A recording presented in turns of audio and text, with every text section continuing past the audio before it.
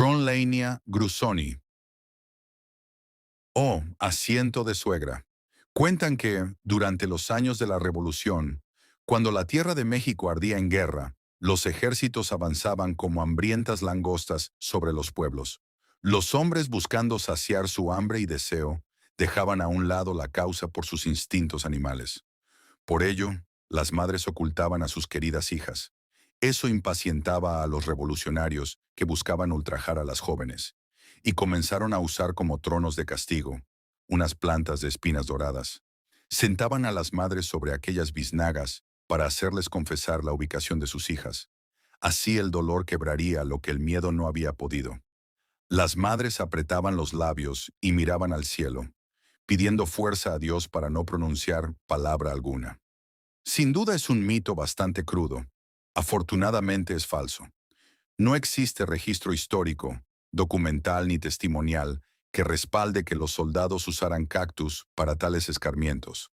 Más bien fue una dramática leyenda moderna creada hace unos años, para justificar el nombre de asiento de suegra que se le da comúnmente a Grusoni. Así la narrativa se hizo muy popular porque encajaba muy bien con el contexto violento que fue la Revolución Mexicana. Oh, increíble. Parece que nuestro invitado ha llegado.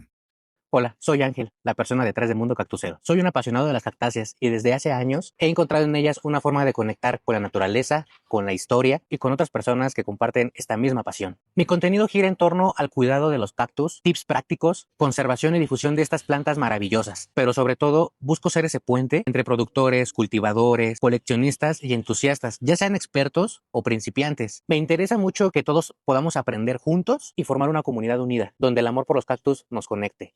Ahora Ángel tiene una curiosidad histórica más que contarnos. Y es un título llamado La barrera espinosa del México prehispánico. En las crónicas de la conquista hay un relato poco conocido pero muy relevante, así como también fascinante. Los pueblos originarios usaban esta especie de grusoni como armas naturales contra los españoles, los mayormente conocidos como los chichimecas. Estos expertos guerreros nómadas aprovechaban esta defensa pasiva en áreas como la Sierra Gorda, donde grusoni crecía en densas agrupaciones, lo cual pues los españoles debían desmontar, bajar de sus caballos y pues seguir a pie, y pues eso los hacía vulnerables a las emboscadas por los chichimecas. Bernard Díaz del Castillo, quien fue un conquistador y cronista español, en su obra La verdad de la conquista en la Nueva España, en donde describe los caballos caían heridos por unas plantas redondas, cuyas púas se clavaban en sus patas. Los indios las habían colocado en espacios estrechos, donde no podíamos esquivarlas. Entonces, esto cuando yo lo leí, la verdad me sorprendió bastante y es algo de que igual me enfoqué e investigué mucho sobre esta especie y realmente sí hay muchas crónicas en donde platican que pues los chichimecas ocupaban estas especies como primer paso de defensa, lo cual pues aprovecharon bastante y fue ahí que pues también es una historia fascinante y eso hizo que conociera más allá del cuidado del cactus, sino la historia del cactus, amigo. Es todo un gusto tener a Mundo Cactusero acompañándonos durante el video. Continuando con el origen del nombre común, te decepcionarás al saber que solo es un clásico mal chiste de suegras. Mother-in-law's seat, Mother-in-law's cushion. Estos apodos aparecen en catálogos de jardinería inglesa de principios del siglo XX, mucho antes de que circulara cualquier historia mexicana sobre soldados. Por lo que el nombre no nació en México, sino en el humor anglosajón victoriano, que ya usaba muchas bromas sobre suegras.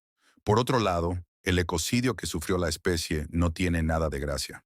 Abril de 1989. Ha comenzado la construcción de la presa hidroeléctrica Simapán en el cañón del Infiernillo, Querétaro, a petición del entonces presidente de México. Esta presa abastecerá de agua a 2 estados del país, pero al costo de despojar a cerca de 2.500 personas de sus tierras e inundar el cañón del Infiernillo. Un terrible impacto a la biodiversidad, sin sumar que ahí yacía la única población silvestre que se conoce de Grusoni.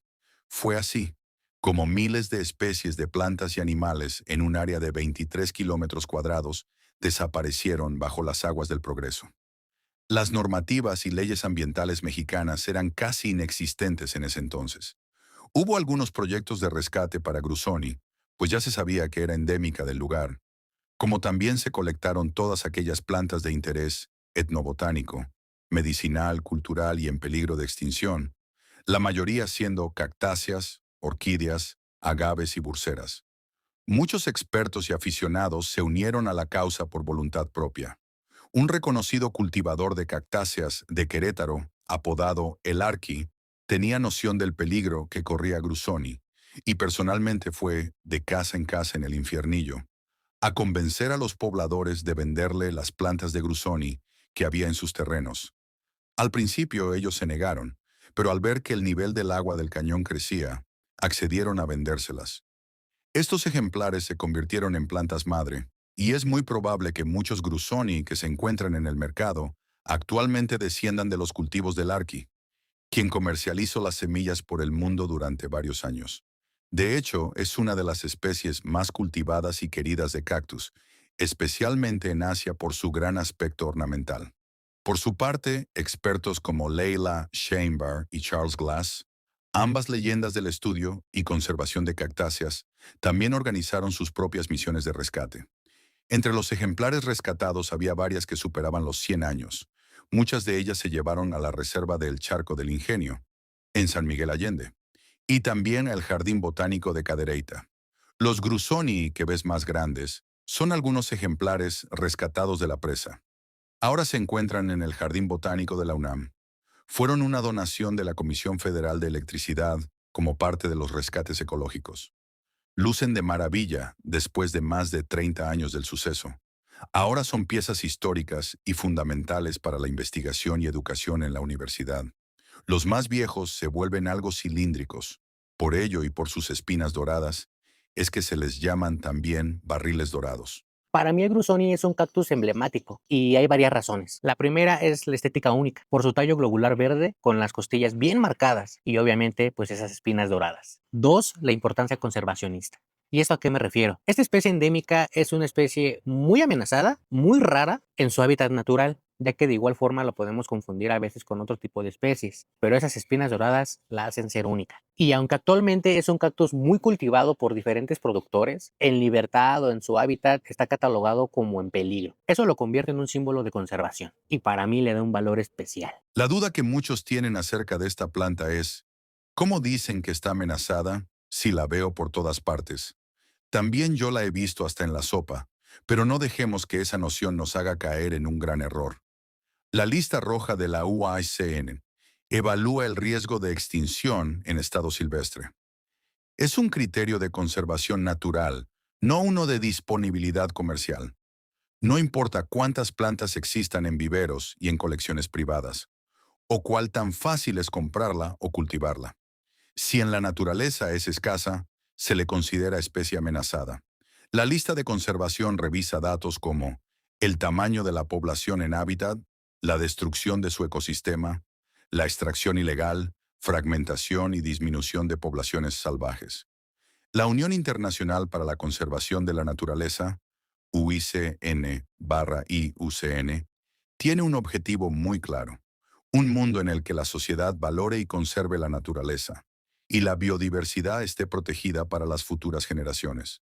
Pero ¿cada cuándo se evalúa el estado de conservación de una especie? En la lista roja, cada 5 a 10 años, en la práctica, depende de los datos, recursos económicos y urgencia de conservación. Especies muy amenazadas o con cambios rápidos en su hábitat pueden actualizarse apenas cada 2 a 3 años. Otras especies pueden tardar más de 10 años en ser reevaluadas, pues la UICN tiene más de 150.000 especies registradas. Hay algunas que pudieron haber mejorado su población, pero en la mayoría de los casos es más probable que ya hayan dejado de existir en hábitat. Por otra parte, la Profepa es la autoridad encargada de la inspección, vigilancia y sanción de la NOM 059 Semarnat 2010, nuestra propia Ley Nacional de Conservación en México. He aquí algunas de sus proezas.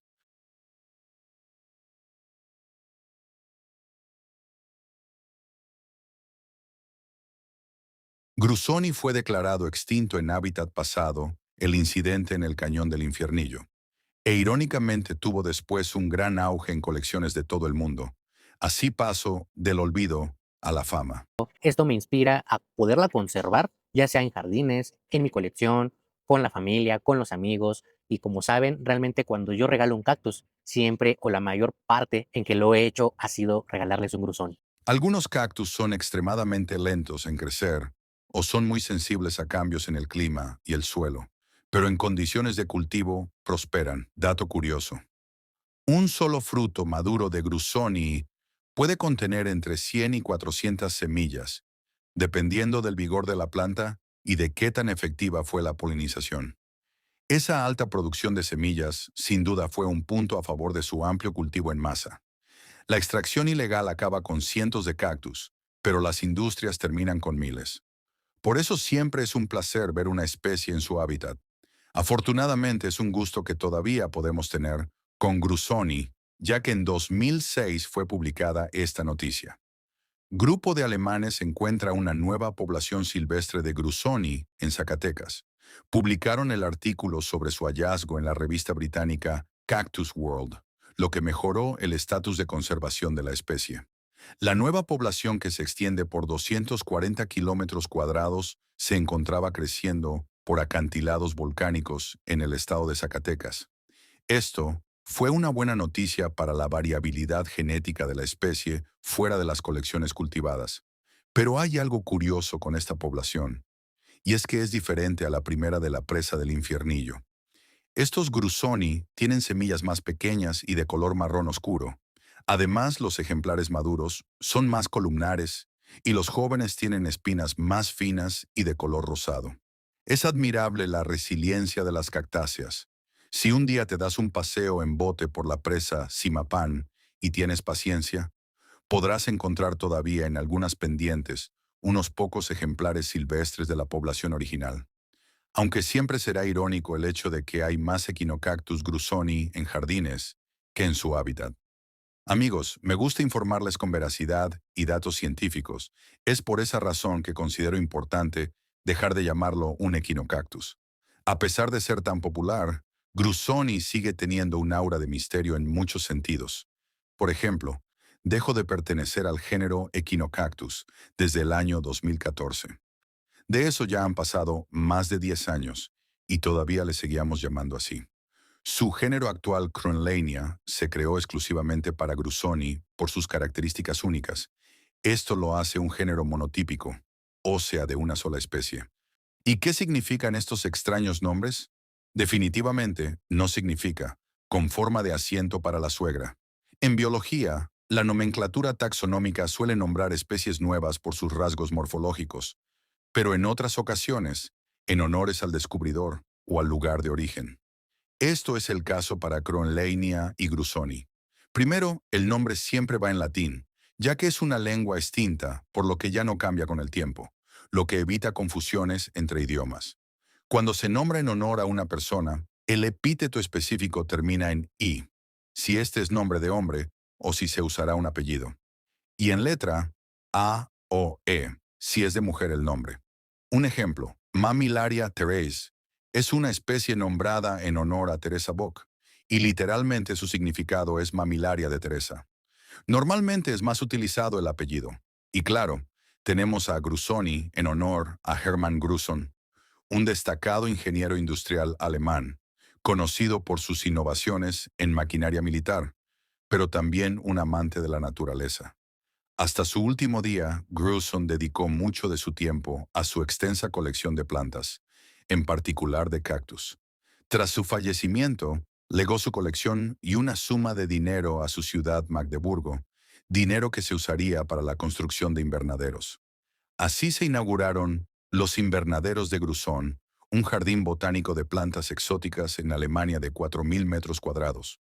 De ahí destaca la Casa de los Cactus, un lugar con más de 400 especies de estas plantas, incluyendo una Cronlania grusoni de más de 150 años. Pero ahora, ¿quién fue Marcel Cronlin?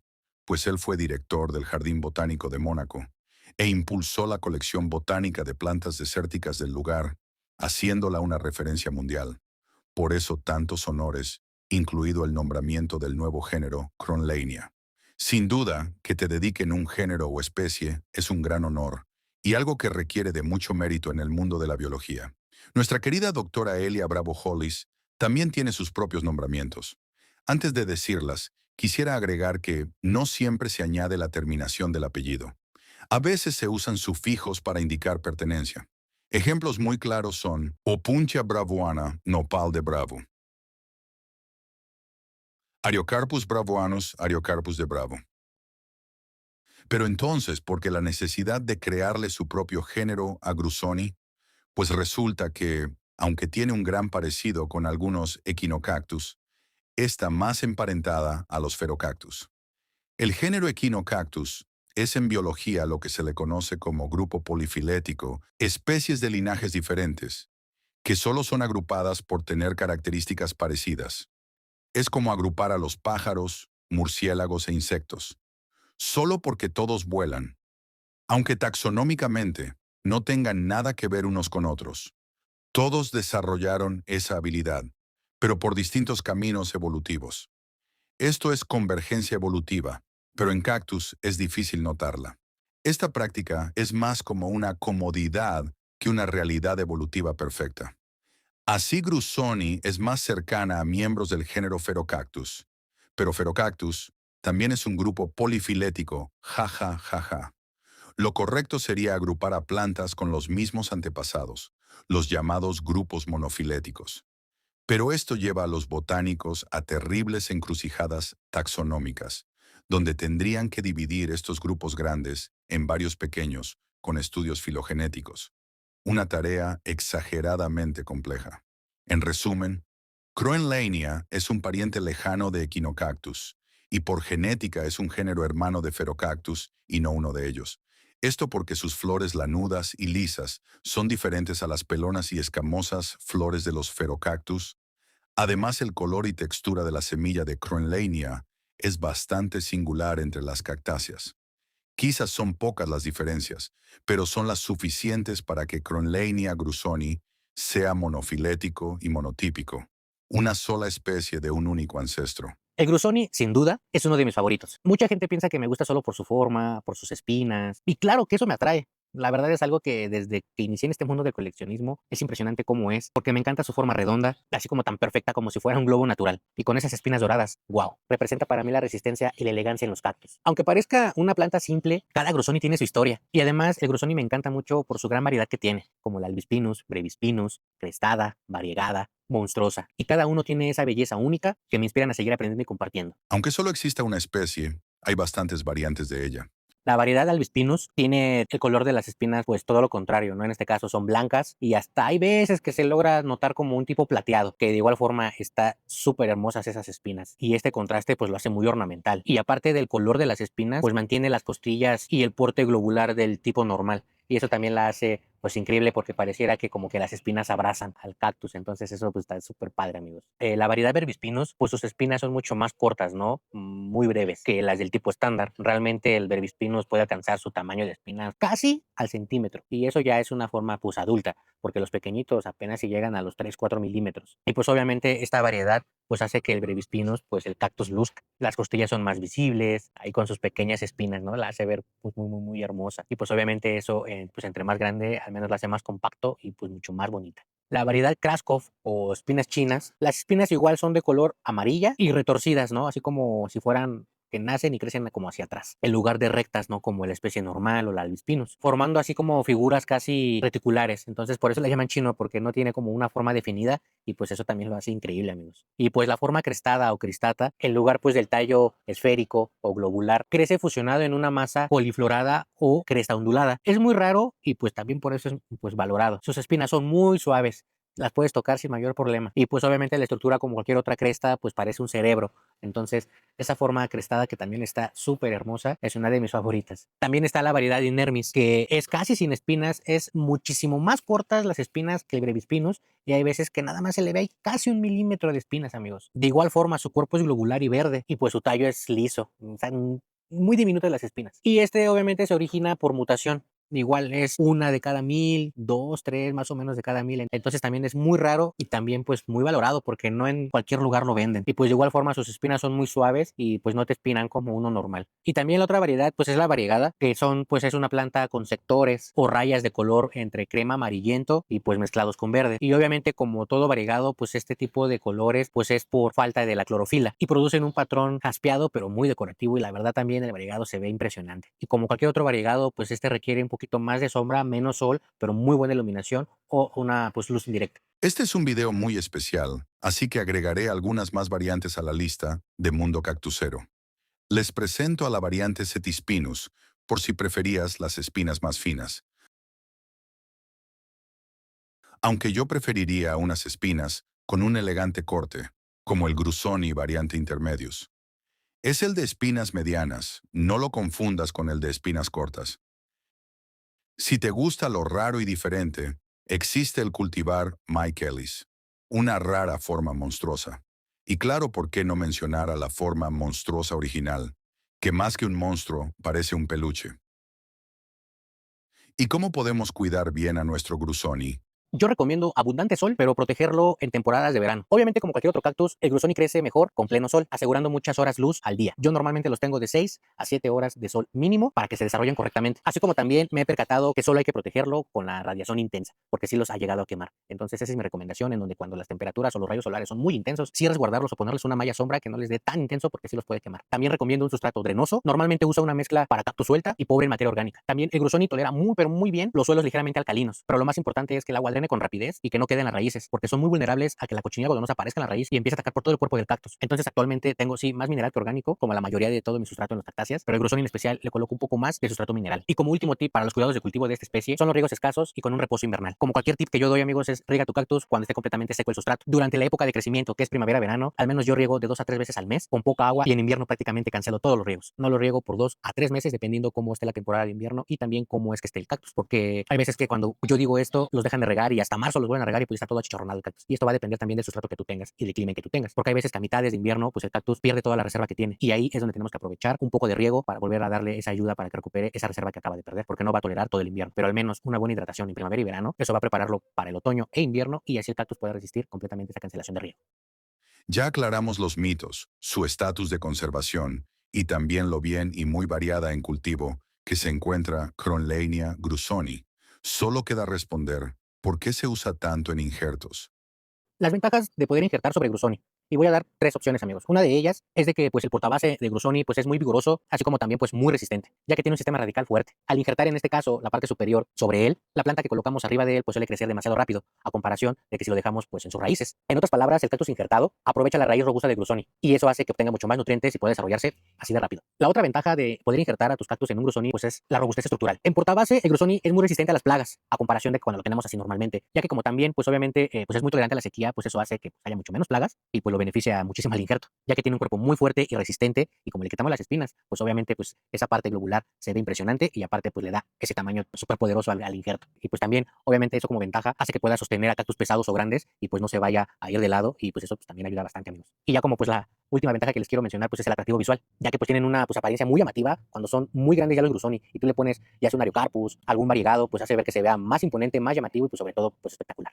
Las desventajas de ocupar Grusonis como portabase, amigos, pues es pues el crecimiento lento del Grusoni. Para llegar a tamaños grandes, pues tienes que esperar a veces hasta 5 años, 6 años para poderlo pues decapitar y poder poner ahí pues a tu injerto. Entonces, el esperar pues ese tamaño de Grusoni pues creo que es una desventaja, porque hay veces que uno quiere hacerlo rápido y pues tienes que tener Grusonis grandes para que lo puedan hacer. Y pues para Grusonis pequeño pues es tener una planta pues más pequeña para que pueda crecer mucho más rápido o acelerar ese crecimiento de esa planta que está injertada. Pero por los Grusonis de poco tamaño, pues normalmente a veces algunos que tienen una muy buena técnica los ocupan para microinjertos. Entonces está espectacular. Ya que también pues a comparación de un Trichocereus, un Myrtilocactus, pues son muy rápidos en crecer. Entonces en 2 años ya puedes tener portabases a comparación de Grusoni. Y esta desventaja que tiene Grusoni cuando son muy pequeños, el portabase a comparación de unos grandes, es de que pues a veces no son muy buenos en estar pasando nutrientes. Tiene que estar ya más maduro para que pueda pasar los nutrientes pues eficazmente, ya que a veces cuando son pequeños de Grusoni, pues sí solamente sirve para acelerar el crecimiento de un año a esta planta y después se desecha Grusoni o cambias de portabase, porque sí, nada más es como para acelerar un año ese crecimiento y ya después o lo bajas a raíz o ya lo desechas y cambias de portabase. Esa es una desventaja. Y también la desventaja es pues la compatibilidad limitada, amigos. ¿Y eso a qué me refiero? No todos los cactus hacen un buen contacto vascular con los Grusoni. Es más compatible con esas especies que son lentas, variegadas o de poco crecimiento,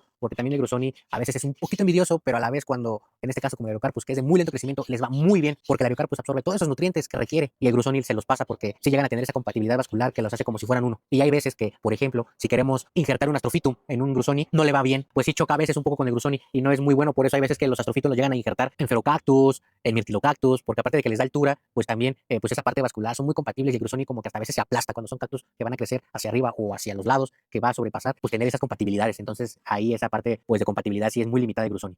Y bien, cactuceros, esto es todo por ahora. Se despide con cariño Ángel, mejor conocido como Mundo Cactusero, así como también mi querido amigo Aldo, Cabeza de Nopal. Gracias por acompañarnos pues en esta colaboración tan especial. Para mí compartir lo poco o lo mucho que sé siempre será una forma de sembrar conocimiento y hacer crecer esta comunidad tan chula que tenemos. Sigamos cultivando juntos, pero no solo cactus, sino pasión, curiosidad y respeto por estas maravillosas plantas. Nos vemos en el próximo video. Bye.